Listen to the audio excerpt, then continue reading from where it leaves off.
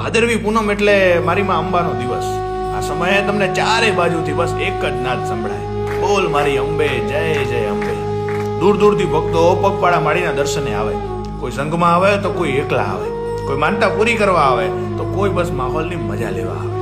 કેટલાય કિલોમીટર કાપ્યા પછી જ્યારે માળીનો ડુંગરો દેખાય ને ત્યારે ભક્તોના ચહેરા પર રોનક આવી જાય, થાક ઉતરી જાય ને બમણા જોશથી પગ ઉપડવા માંડે. આ દરમિયાન સેવાનો મહિમા પણ એટલો.